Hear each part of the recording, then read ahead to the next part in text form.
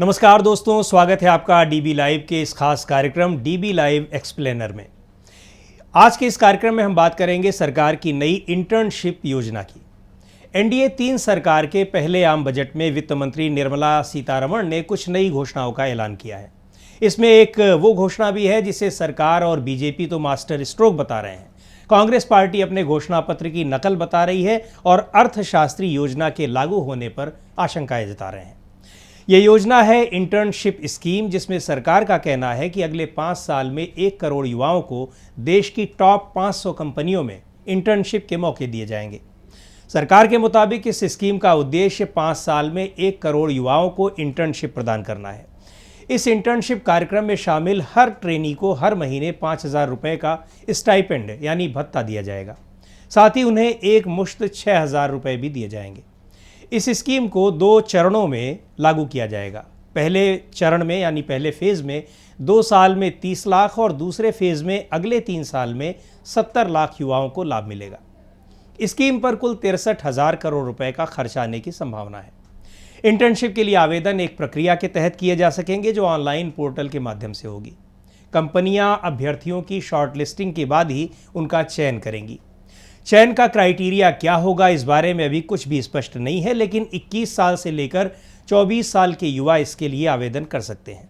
हाँ, इसमें प्राथमिकता उन युवाओं को दी जाएगी जिनके पास रोजगार के मौके कम हैं, यानी उनके पास ऐसी डिग्री है जो रोजगार के लिए पर्याप्त नहीं है।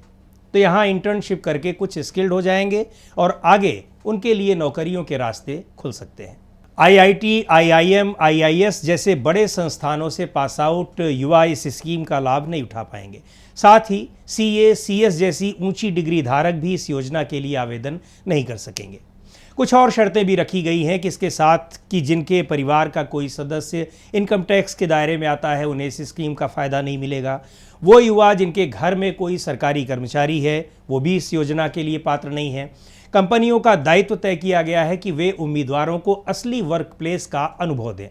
योजना के तहत कुल ट्रेनिंग का कम से कम आधा हिस्सा वास्तविक काम के माहौल में बिताना ज़रूरी है।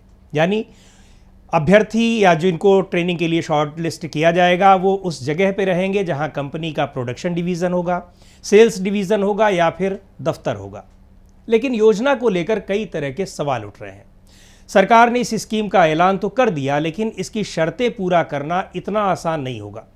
इस स्कीम के मुताबिक सिर्फ 21 साल से 24 साल की उम्र के युवा ही इसके लिए योग्य होंगे। योजना उन युवाओं के लिए है जो न तो किसी रोजगार में है और न ही फुल टाइम शिक्षा में लगे हैं। जाहिर है, योजना की सख्त योग्यता शर्तों के कारण युवाओं के एक बड़े वर्ग को इसका लाभ नहीं मिल पाएगा। दूसरे बजट में कहा गया है कि अगले 5 साल में देश की 500 बड़ी कंपनियों में 1 करोड़ इंटर्न्स को काम दिया जाएगा। लेकिन देखा जाए तो इन कंपनियों में यानी जो टॉप 500 कंपनियां हैं वहां अभी कुल करीब 70 लाख कर्मचारी काम कर रहे हैं। इस हिसाब से इन कंपनियों को हर साल 15 से 20 लाख इंटर्न रखने पड़ेंगे। सवाल ये है कि क्या इन कंपनियों में इतने लोगों को काम देने की क्षमता है? इसे कुछ इस तरह से समझा जाए कि केंद्र सरकार 500 बड़ी कंपनियों में इंटर्नशिप का मौका देगी।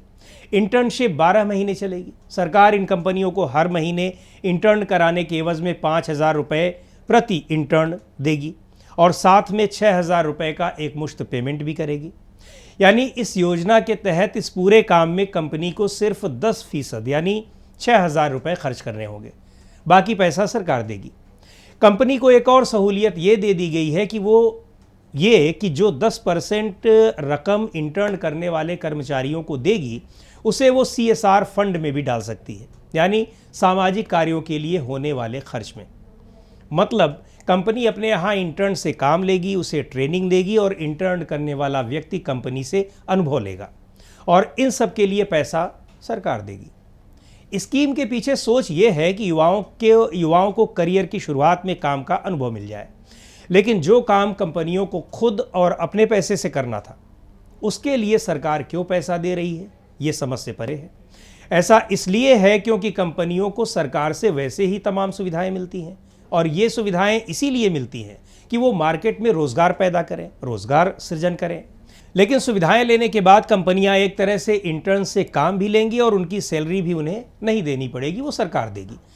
अब 1 साल तक इंटर्नशिप करने के बाद यहाँ का अनुभव उनके कितना काम आता है, आगे चलकर उन्हें कोई बेहतर नौकरी मिलती है या नहीं, ये देखने वाली बात होगी।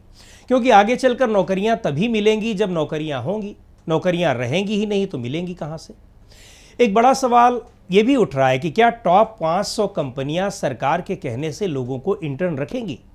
वित्त मंत्री निर्मला सीतारमण ने एक इंटरव्यू में ये स्पष्ट किया है कि कंपनियों के लिए ये अनिवार्य नहीं होगा कि वो अपने यहाँ इंटर्न रखें ही। लेकिन सवाल ये है कि अनिवार्य कर भी दिया गया तो क्या कंपनियों में इतनी क्षमता है जो वो इंटर्न रख पाएंगे अपने यहाँ। ऐसा इसलिए क्योंकि टॉप 500 कंपनियों को तो छोड़िए, टॉप 100 कंपनियों में भी इतने एम्प्लॉयज़ नहीं हैं। ऐसे में वो इंटर्न्स को तो शायद रख भी लें क्योंकि उनका भुगतान सरकार करेगी, लेकिन आगे चलकर उन्हें नौकरी कहाँ मिलेगी, इसे लेकर संशय है।